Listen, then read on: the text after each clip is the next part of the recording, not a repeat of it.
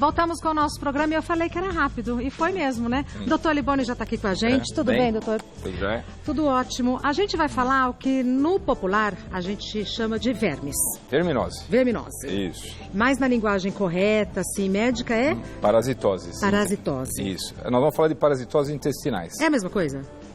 Sim, sim. Tá. É porque você pode ter outras parasitoses, por exemplo, a malária é um parasita, você pode ter outras coisas, mas nós vamos falar daquelas que a gente adquire pro tubo digestivo. Perfeito. E como é que a gente vai tratá-las. Perfeito. Temos fotos para a gente visualizar melhor. Ah, agora sim. Então tá.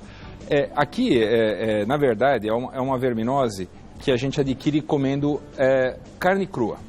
Tá? Então, principalmente carne de porco. Antigamente, você cuidava de porcos em chiqueiros. Hoje, tem até cuidados de higiene, já não é tão comum.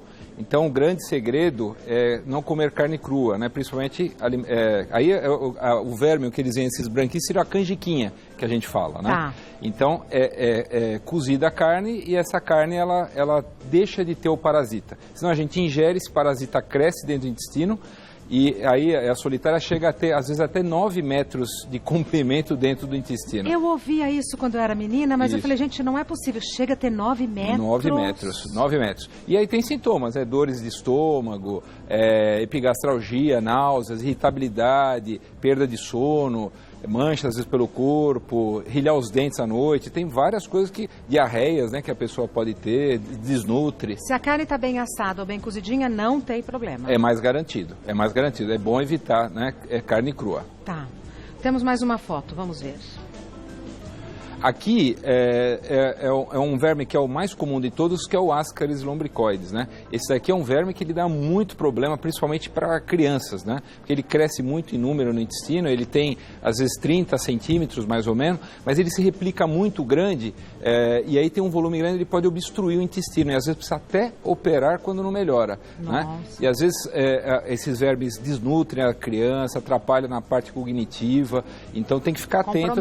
Compromete, exatamente. E às vezes é tão grande o crescimento que às vezes sai pelo nariz, sai pela boca. Sai o quê? Sai o verme. E ele tem todo um ciclo. Ele entra via tubo digestivo, ele entra na corrente sanguínea, via pulmonar, cresce, volta de novo e fica mantendo o ciclo. Então a gente tem que tratar isso daí, quando a gente tem ameaça de ter uma verminose. E vem também pela carne crua? Esse não? Não, esse daqui então é saladas mal higienizadas, frutas mal higienizadas, às vezes alimentos, aí não é da carne crua o Ascaris, né? Então, maneira de colocar o dedo na boca, rilhar os dentes. Então, toda vez que vai preparar comida, lavar bem a mão, né? Então, e que imagem é essa? Então, essa é uma imagem de um paciente que tinha dor abdominal, tinha diarreia, cólicas, trataram ele de várias maneiras e quando foi pedido um exame chamado trânsito intestinal, o verme apareceu aqui, ó. Aqui é uma solitária, tá vendo, ó? Ele aqui. Então esse é o verme que apareceu. Tudo isso daqui não? Não, esse é o tubo digestivo e o verme é essa imagem pretinha que tá aqui, ó. Tá vendo, ó? Então a gente tratou, ele ficou ótimo. Graças a Deus não era nada mais grave, era apenas uma verminose. E aí você trata com remédio via oral? Com medicações, isso. Tem medicações hoje que são bem amplas, né? Só para o estrongiloides, a giardia, que já são coisas mais específicas, amebas. Mas para a grande maioria dos vermes, um medicamento só, que é o bendazole, acaba tratando praticamente todos os tipos de verminose, né? Aí elimina nas fezes? Aí o verme acaba morrendo e acaba sendo eliminado nas fezes. Tá. E como que a gente pode fazer a prevenção disso tudo? Então, a prevenção é essa. Então, principalmente, eu acho que que são coisas importantes. Beber somente água filtrada ou fervida, principalmente para quem tem poços, né? Quem não tem água tratada com saneamento com cloro e tudo mais, seria interessante ferver água para proteger. Lavar, né, as frutas e verduras, como nós falamos, carne bem passada, usar sapato, né? Tem alguns vermes que eles têm contato com a pele e eles penetram pela pele.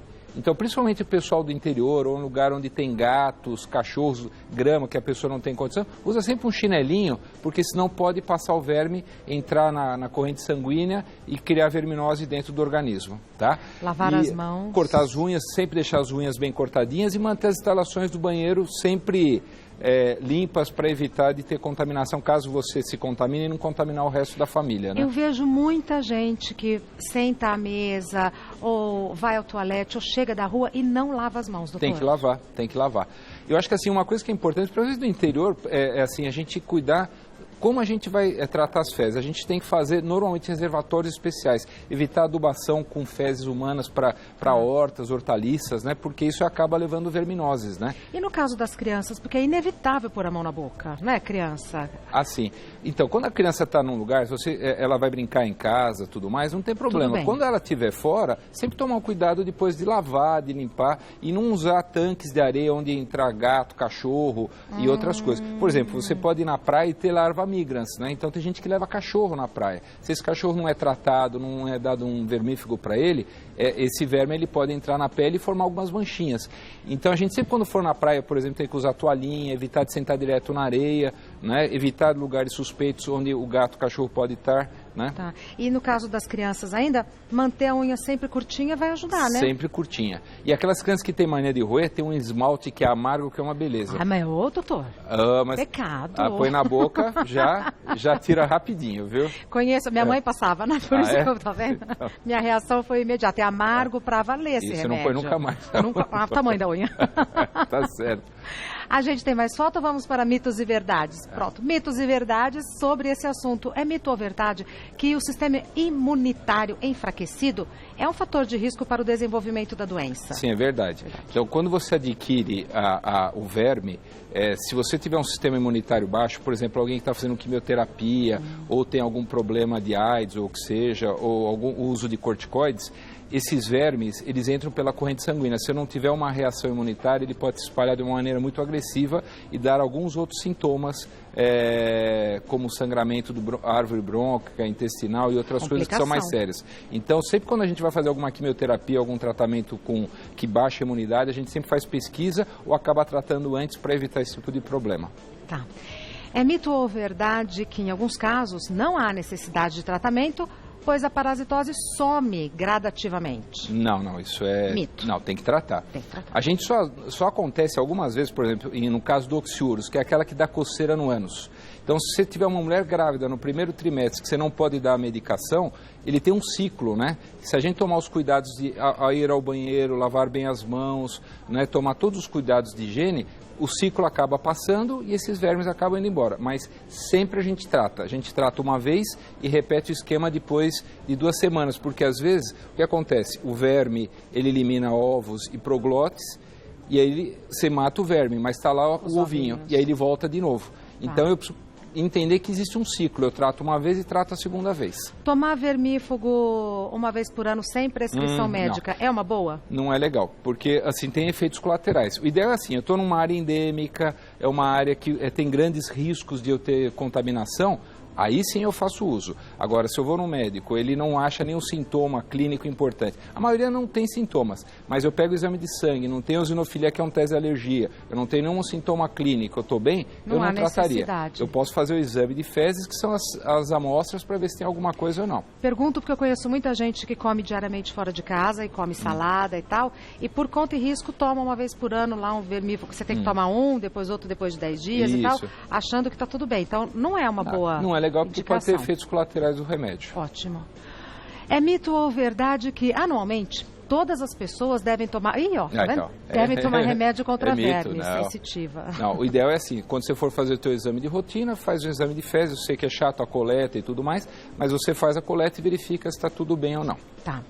É mito ou verdade que, além do intestino, as verminoses podem se alojar em outros órgãos, como pulmões, fígado e cérebro? Exatamente, pode sim, é verdade. Então, por exemplo, que a gente está falando da tênia, você tem a neurocisticercose. Tem muita gente que tem arritmia ou até falece por causa da neurocisticercose. Hoje já não é, graças a Deus, tão comum, né? Mas tem outras doenças. Por exemplo, a própria esquistossomose em lagoa de coceira, principalmente no Nordeste, que a pessoa sabe que é contaminada, você vai ter contaminação e contamina fígado e outras áreas. Então, é verdade. Perfeito. É mito ou verdade que as parasitoses intestinais só apresentam sintomas quando a doença está em nível avançado? Não. Sempre tem alguns sintomas, né? Então, às vezes, enjoo, perda de peso, perda de apetite, alteração de atenção, irritabilidade, às vezes cólicas. Então sempre tem alguma coisinha, tá? Lógico que tem alguns sintomas que são mais avançados quando tem aquelas verminoses em grande quantidade. Mas normalmente são sintomas mais frustos que chamam a atenção e o médico já tem que ficar esperto, pedir os exames e tratar. Ainda bem que tem o sintoma, porque senão, né? Passa batido. Vamos para as perguntas do pessoal de casa já na sequência. Juliana pergunta, existe alguma vacina que ajude na prevenção de vermes intestinais? Não, não existe, infelizmente não. Existe para alguns animais, para a gente não existe vacina. Tá. Próxima pergunta, Thaís. Bebidas com lactobacilos vivos e fibras podem combater vermes no intestino? Não, eles não combatem, mas eles melhoram os sintomas que o verme causa de inflamação no intestino. Então, por exemplo, os estrongiloides e outros, eles se nutrem do sangue, às vezes, dos buraquinhos que ele faz no intestino.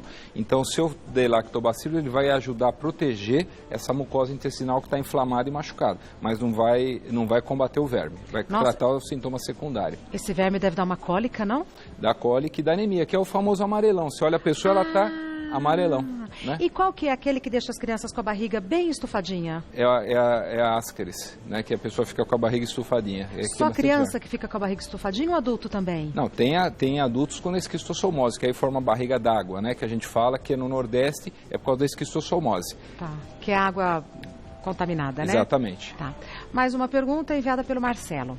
Existe relação entre parasitas intestinais e gastrite? Sim, porque às vezes pode confundir com sintoma de gastrite e aí você vai fazer uma endoscopia e não vai ver nada. E às vezes na endoscopia você pode ver o verme, porque tem vermes que eles se encaixam no intestino delgado e eles ficam compridos até o intestino grosso. E às vezes você pega no exame, mas os sintomas são parecidos. Tá.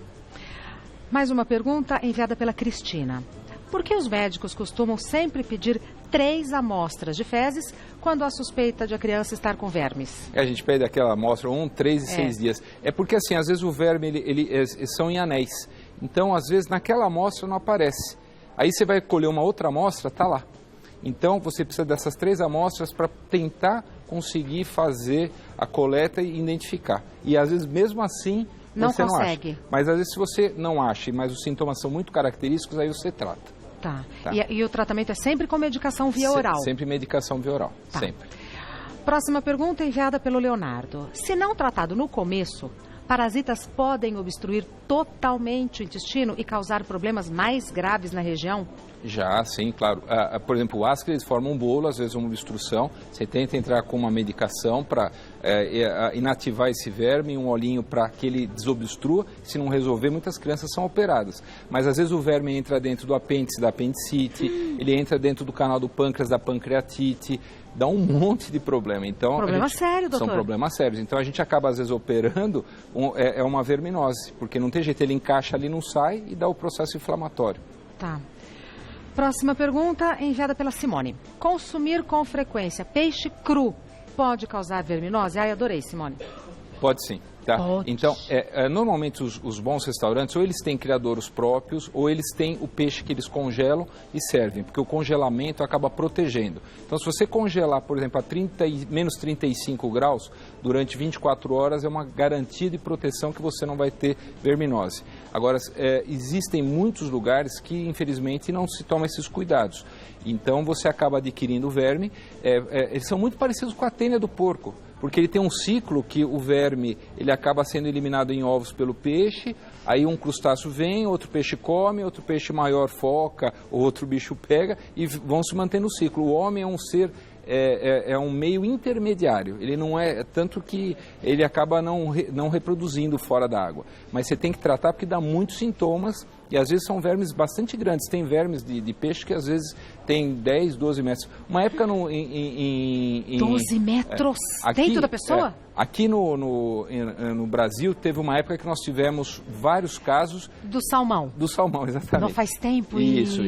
E a gente acabou pegando alguns casos, é só tratar com medicamento igualzinho aos outros, o doente fica super bem, fica tranquilo. Isso faz uns 15 anos, né? Exatamente. Ô, doutor Liboni, então assim, temos peixe sempre fresco. Se não for um lugar confiável, não é interessante. Exatamente. É melhor que seja congelado. Normalmente, quem é que prepara o sashimi, essas coisas, ele já tem experiência, ele já conhece onde está ali o problema. Ah, é visual? É visual, porque ele acaba vendo o verme. Então, ele já tira essa peça. tá? Então, como que é o verme? É uma larvinha que fica uma andando? larvinha, tipo uma larvinha. Então eles acabam tirando, tá? Então senão acaba passando batido mesmo, né? Então o congelamento acaba protegendo contra isso. Tá. Tá pensando na comida japonesa? Tô pensando porque às vezes tem uns restaurantes baratinhos, né? Então precisa tomar cuidado. Tudo tem seu preço na vida. Próxima pergunta, enviada pelo Daniel. Pode haver a necessidade de realizar cirurgia por causa de parasitas no intestino? Esse é o que nós falamos, né? Às vezes precisa operar mesmo, porque ele obstrui e tem que operar na emergência. Tá. E essas orientações valem para as pessoas que moram em cidade e no campo? Então, por exemplo, se você pegar aqui, não é só no campo, às vezes a pessoa fala, só o pessoal do interior tem verminose. Isso. A gente tem, porque a gente não sabe quem cuida do nosso alimento. Aqui, assim, nas áreas de grandes cidades, o que mais acomete são as giardias, por exemplo. Principalmente criança, né? Então, a giardia é uma ameba. Então, ela dá muitos sintomas, de desnutrição, de irritabilidade, de diarreia, cólica. Pega no tanque de areia, não? É que às vezes de colocar a mãozinha é o que a gente estava falando agora. Então, os cuidados de higiene são fundamentais e, na dúvida, diagnóstico, levar no pediatra e já começar a tratar. Então, a verminose são para todos, principalmente nós que fazemos viagens para outros lugares, a gente está sujeito a isso, principalmente em áreas endêmicas, com baixo saneamento básico. E não medicar aleatoriamente, não né? Medicar. Essa história de uma vez por ano é lenda. É lenda, é melhor não tomar. Melhor não tomar. O Dr. Nelson Liboni é cirurgião gastrointestinal. O site do Dr. Liboni é Clínica Factum, Factum com M de Maria no final, clinicafactum.com.br. Muito obrigada, viu? Um beijão. Nunca mais eu vou entrar no restaurante japonês da mesma maneira. Tá certo. O critério mudou.